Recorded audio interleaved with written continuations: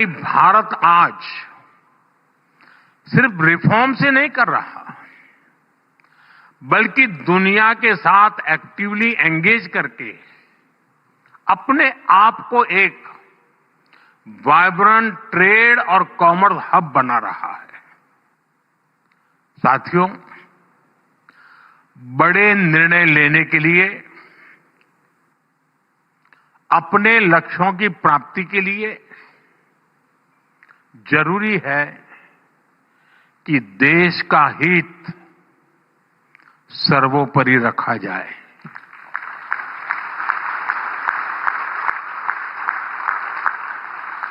देश के सामर्थ्य पर भरोसा किया जाए। लेकिन दुर्भाग्य से हमारे देश में दशकों तक एक विपरीत धारा बही और देश ने इसका बहुत नुकसान उठाया।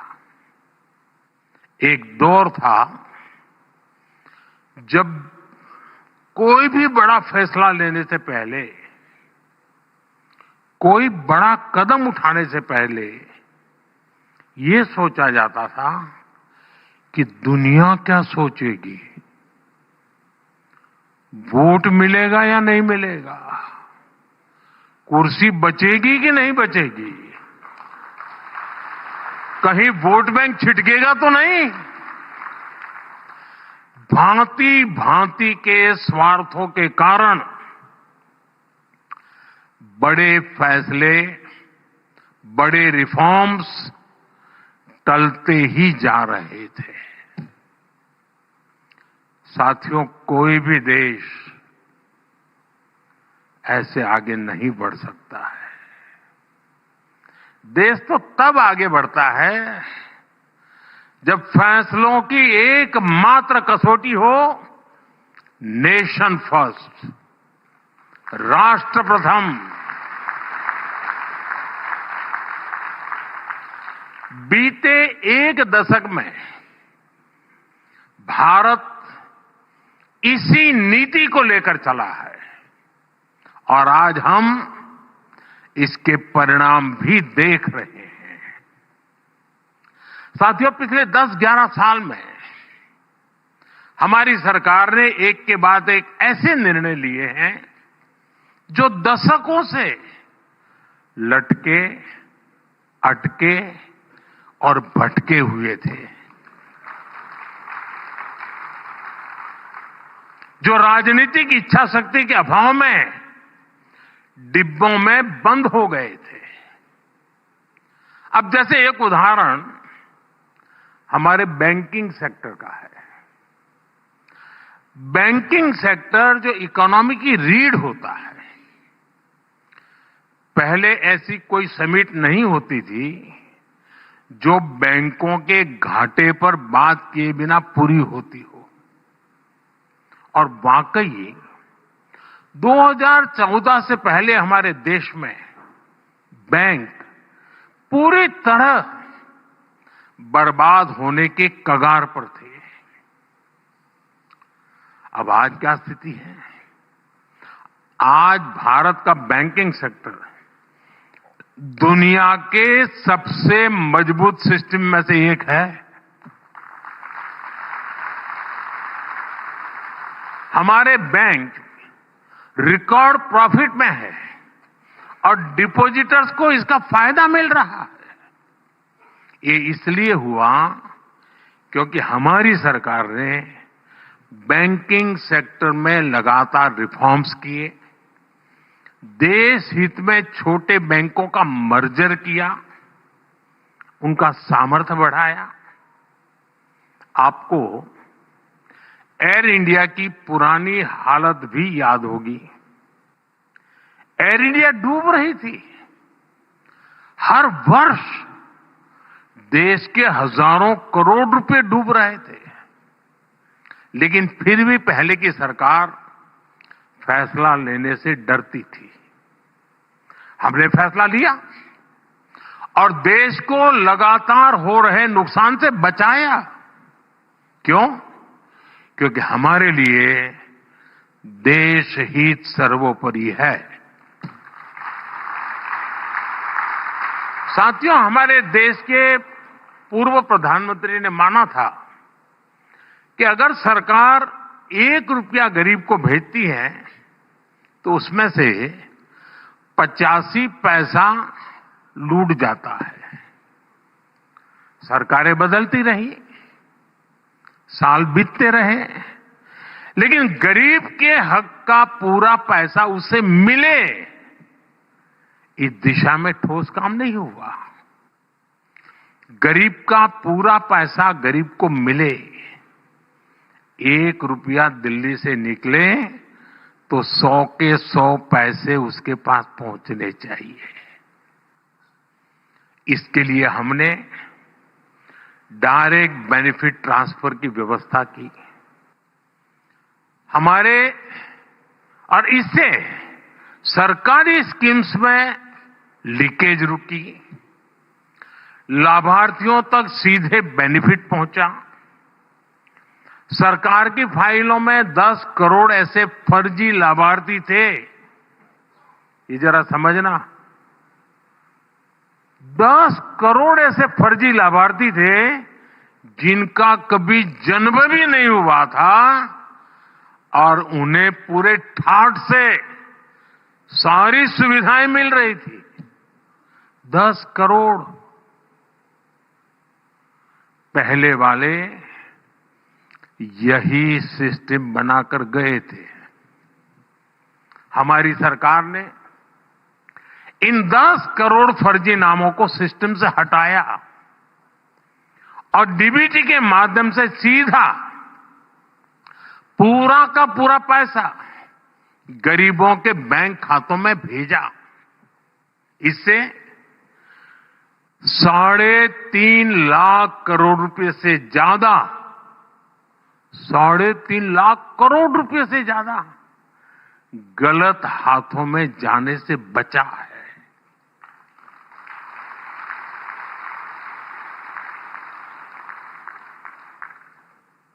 मतलब ये आपका पैसा बचाया है। पैसा आपका बचा, गाली मोदी ने खाई।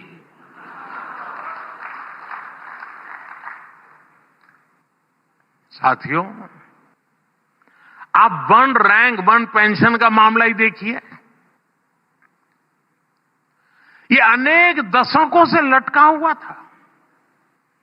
पहले ये तर्क देकर इसको ठुकराया जाता था कि इससे सरकारी खजाने पर बोझ पड़ेगा। हमारी सरकार ने देश की रक्षा के लिए जीवन खपाने वालों के हित को सर्वोपरि रखा। आज ओआरओपी से लाखों लाख सैनिक परिवारों का फायदा हो रहा है। अब तक हमारी सरकार ओआरओपी के 1.25 लाख करोड़ रुपए से ज्यादा पूर्व फौजियों को दे चुकी है। साथियों, देश में गरीब परिवारों को भी आरक्षण मिले, इसको लेकर भी दशकों तक सिर्फ बातें हुई। इसको लागू करने का निर्णय हमारी सरकार ने किया। लोकसभा और विधानसभा में महिलाओं को 33% आरक्षण के मामले में क्या क्या होता रहा, ये भी देश ने पूरी तरह देखा है। इसके पीछे भी कुछ लोगों का स्वार्थ था, लेकिन राष्ट्र हित में ये जरूरी था। इसलिए हमारी सरकार ने लोकसभा विधानसभा में विमेन रिजर्वेशन का कानून बनाकर नारी शक्ति को सशक्त किया। साथियों, अतीत में कितने ही ऐसे विषय रहे जिन पर चर्चा करने के लिए ही कोई तैयार नहीं था। डर था कि कहीं वोट बैंक नाराज हो जाए तो। अब जैसे ट्रिपल तलाक का मामला, इसे अनगिनत मुस्लिम बहनों का जीवन बर्बाद हुआ, लेकिन सत्ता में बैठे लोगों को इससे कोई फर्क नहीं पड़ता था। महिलाओं के हित में मुस्लिम परिवारों के हित में हमारी सरकार ने ट्रिपल तलाक के विरुद्ध कानून बनाया। वक्फ कानून में जरूरी सुधार की जरूरत भी अनेक दशकों से महसूस की जा रही थी, लेकिन वोट बैंक को खुश करने के लिए इस नेक काम को भी बदनाम करके रख गया था।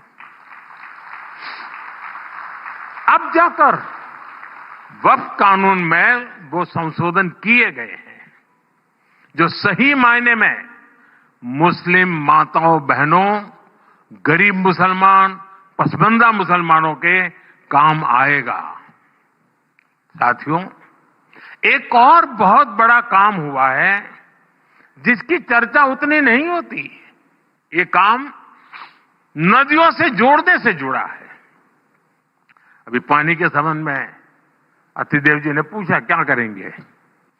दशकों तक हमारी नदियों के पानी को तनाव का, झगड़े का विषय बनाकर रखा गया, लेकिन हमारी सरकार ने राज्य सरकारों के साथ मिलकर नदियों के जोड़ने का एक महाअभियान शुरू किया है। केन बेतवा लिंक परियोजना, पार्वती काली सिंध चंबल लिंक परियोजना, इनसे लाखों किसानों को फायदा होगा।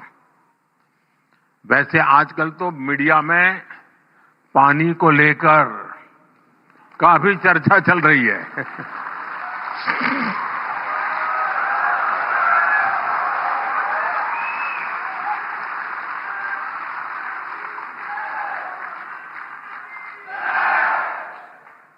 आप बहुत जल्दी समझ जाते हैं।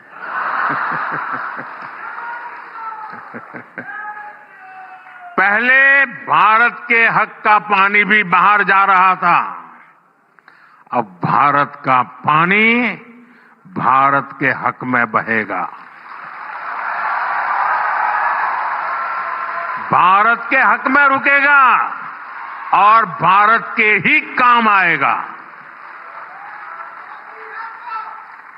साथियों, अक्सर लोग इस बात को दोहराते हैं कि इतने दशकों बाद संसद की नई इमारत का निर्माण हुआ, लेकिन एक बात पर चर्चा नहीं होती कि दशकों के इंतजार के बाद हमारी सरकार ने ही यहां दिल्ली में डॉक्टर बाबा साहब आम्बेडकर नेशनल मेमोरियल भी बनाया। अटल जी की जब सरकार थी उस समय इसकी बात शुरू हुई थी, लेकिन इसके निर्माण का काम भी एक दशक तक लटका रहा।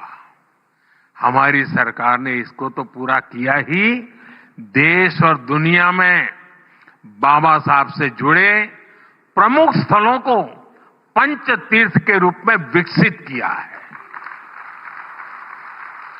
साथियों, 2014 में हमारी सरकार ऐसी परिस्थिति में बनी थी जब सरकारों पर देशवासियों का विश्वास लगभग टूट चुका था। कुछ लोग तो ये सवाल उठाने लगे थे कि क्या हमारे देश में लोकतंत्र और विकास साथ साथ चल सकते हैं। लेकिन आज जब कोई भारत को देखता है तो गर्व से कह सकता है, डेमोक्रेसी कैन डिलीवर। यानी डेमोक्रेसी रिजल्ट दे सकती है। पिछले एक दशक में 25 करोड़ लोग गरीबी से बाहर आए हैं। इससे पूरी दुनिया को यह संदेश मिला है, डेमोक्रेसी कैन डिलीवर। जिन करोड़ों छोटे उद्यमियों को मुद्रा योजना से लोन मिला, उन्हें आज महसूस होता है कि डेमोक्रेसी कैन डिलीवर। हमारे देश में दर्जनों जिलों को पिछड़े होने का ठप्पा लगाकर अपने हाल पर छोड़ दिया गया था। आज जब वही जिले एस्पिरेशनल डिस्ट्रिक्ट बनकर विकास के पैरामीटर्स में अच्छा प्रदर्शन कर रहे हैं, तो स्पष्ट होता है डेमोक्रेसी कैन डिलीवर। यहां बहुत कम लोगों को पता होगा, हमारे देश में ट्राइबल्स में भी ऐसी अति पिछड़ी ट्राइबल जातियां थी जिन तक विकास का लाभ नहीं पहुंच पाया था। आज जब पीएम जनमन योजना से इन जातियों तक सरकारी सुविधा पहुंची है, तो उन्हें भी भरोसा हुआ है कि डेमोक्रेसी कैन डिलीवर। देश का विकास, देश के संसाधन आखिरी व्यक्ति तक बिना किसी भेदभाव पहुंचे, लोकतंत्र का असली अर्थ, असली उद्देश्य यही है और हमारी सरकार यही कर रही है। साथियों, आज एक ऐसे भारत का निर्माण हो रहा है जिसके विकास की गति तेज हो, और वो भारत सोच से, संकल्प से और संवेदना से भी समृद्ध हो। हमने ह्यूमन सेंट्रिक ग्लोबलाइजेशन का वो रास्ता चुना है जहां ग्रोथ सिर्फ बाजार से तय नहीं होगी, लोगों को गरिमा का जीवन मिले, उनके सपने पूरे हो। हमारे लिए ये विकास का बड़ा पैमाना है। हम जीडीपी सेंट्रिक अप्रोच के बजाय जीईपी सेंट्रिक प्रोग्रेस की तरफ बढ़ रहे हैं। और जब मैं जीईपी कहता हूं तो इसका अर्थ है gross empowerment of people, GEP मतलब सबका सशक्तिकरण। जब गरीब को पक्का घर मिलता है तो वो सशक्त होता है, उसका स्वाभिमान बढ़ता है। जब गरीब के घर में शौचालय बनता है तो उसे खुले में शौच के अपमान और पीड़ा से मुक्ति मिलती है। जब आयुष्मान भारत योजना से गरीब को 5 लाख रुपए तक का मुफ्त इलाज मिलता है तो उसके जीवन की बहुत बड़ी चिंता कम होती है। ऐसे अनेक उदाहरण हैं जो संवेदनशील विकास के रास्ते को मजबूत कर रहे हैं, देश की जनता को एम्पावर कर रहे हैं।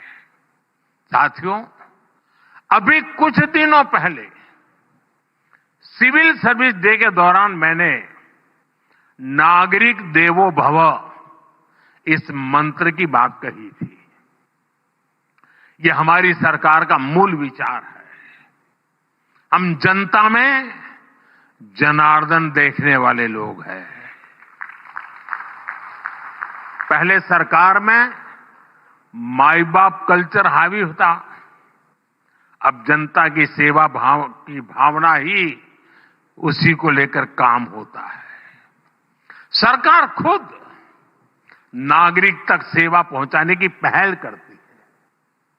यहां बहुत से नौजवान साथी हैं।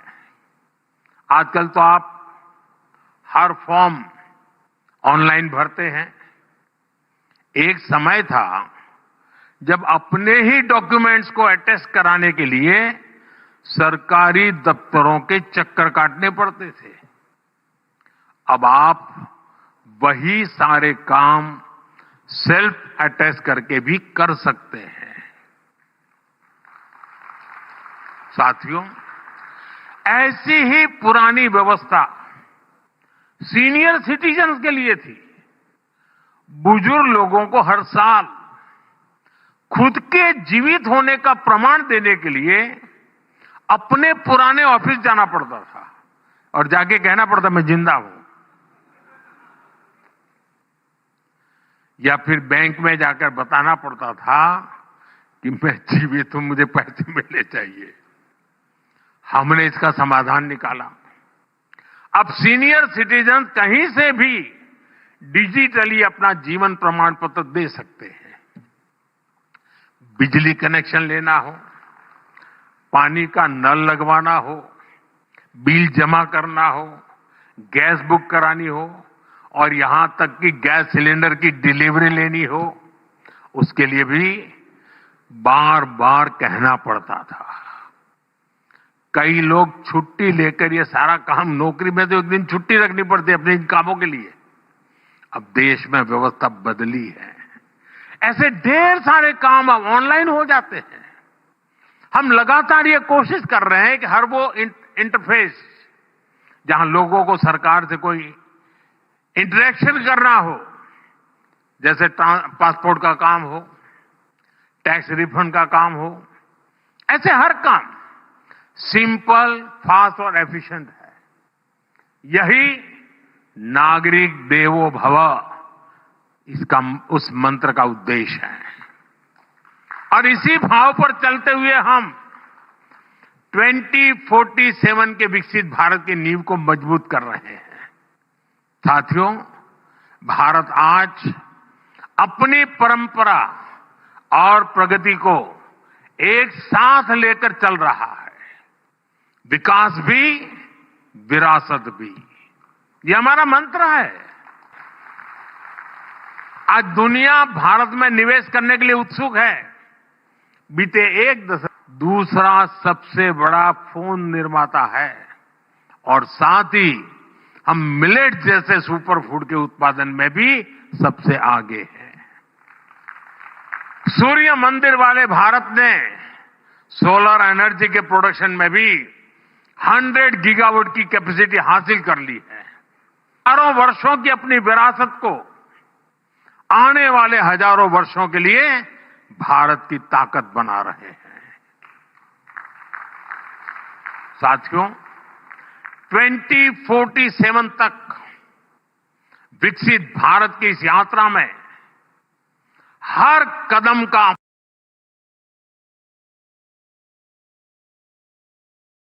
अपना महत्व है और कई बार कुछ लोगों को इस बात का अंदाजा भी नहीं होता कि सरकार जो निर्णय आज ले रही है उसका मल्टीप्लायर इफेक्ट कितना बड़ा होगा। मीडिया और कंटेंट क्रिएशन का उदाहरण दूंगा। डिजिटल इंडिया की बात करता था तब कई लोग बहुत सारी आशंकाएं व्यक्त करते थे, लेकिन आज डिजिटल इंडिया हमारे जीवन का एक सहज हिस्सा हो चुका है। सस्ते डेटा और सस्ते मेड इन इंडिया स्मार्टफोन्स ने एक नई क्रांति को जन्म दिया है। डिजिटल इंडिया से कैसे ईज ऑफ लिविंग बढ़ी है ये हम सब देख रहे हैं, लेकिन डिजिटल इंडिया ने कैसे कंटेंट और क्रिएटिविटी का एक नया संसार बना दिया है, इसकी चर्चा कम होती है। आज गांव में अच्छा खाना बनाने वाली एक महिला मिलियन सब्सक्राइबर क्लब में है। किसी आदिवासी क्षेत्र का युवा अपनी लोक कला से दुनिया भर के दर्शकों को जोड़ रहा है। कोई स्कूल में पढ़ने वाला नौजवान है जो टेक्नोलॉजी को शानदार तरीके से बता रहा है, समझा रहा है। अभी मुंबई में पहली वेव समिट हुई है। इसमें दुनिया भर के मीडिया, एंटरटेनमेंट और क्रिएटिव इंडस्ट्री से जुड़े हुए लोग शामिल हुए। मुझे भी इसका हिस्सा बनने का मौका मिला था। मुझे कोई बता रहा था कि अकेले YouTube ने ही बीते 3 साल में भारत के कंटेंट क्रिएटर्स को 21,000 करोड़ रुपए का पेमेंट किया है। 21,000 करोड़ रुपीस। यानी आज हमारा फोन सिर्फ कम्युनिकेशन का ही नहीं, क्रिएटिविटी का, कमाई का भी बहुत बड़ा टूल बन गया है। साथियों, 2047 के विकसित भारत के लक्ष्य के साथ एक और अभियान की पार्टनरशिप है और वो अभियान है आत्मनिर्भर भारत। आत्मनिर्भरता हमारे इकोनॉमिक डीएनए का हिस्सा रही है। फिर भी हमें ये बताया जाता था कि भारत कोई मेकर नहीं, सिर्फ एक मार्केट है। लेकिन अब भारत पर लगाया गया ये टैग हट रहा है।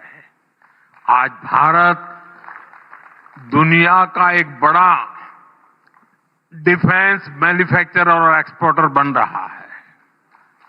भारत के डिफेंस प्रोडक्ट्स 100 से ज्यादा देशों में एक्सपोर्ट हो रहे हैं।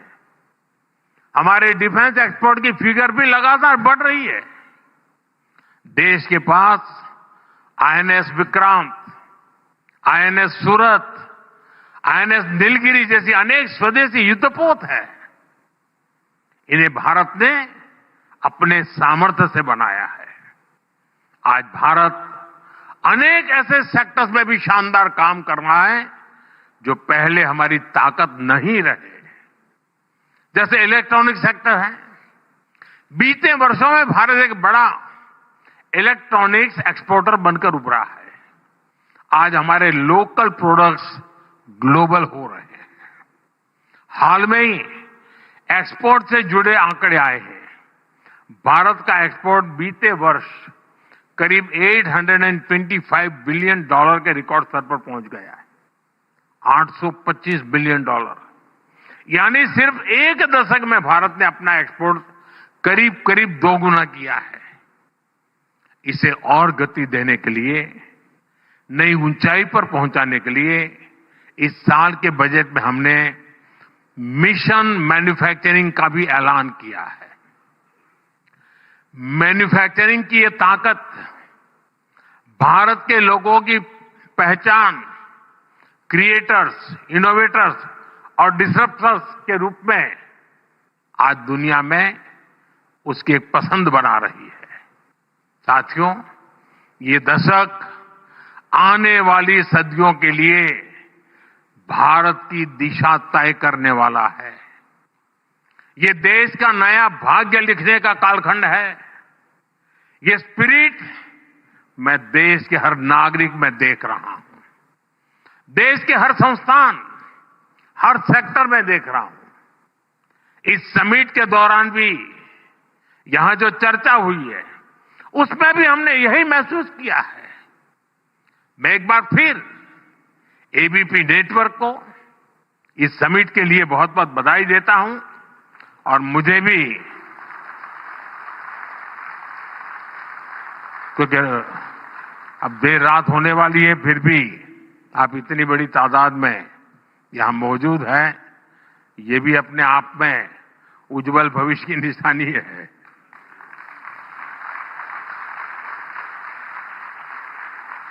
और मैं खास तौर पर कहना चाहूंगा, आपने ये जो प्रयोग किया है, और मैं आपका गेस्ट लिस्ट देख रहा था, सारे नौजवान प्रयोगशील लोग हैं। इनके पास नए विचार है, नया साहस है। देश ने जिसने भी सुना होगा उनको, उनका आत्मविश्वास पैदा हुआ होगा, अच्छा हमारे देश में ये ताकत पड़ी है। तो आपने एक बहुत बड़ा काम किया है, अच्छा काम किया है और इसके लिए आप अभिनंदन के अधिकारी हैं। बहुत बहुत धन्यवाद। नमस्कार।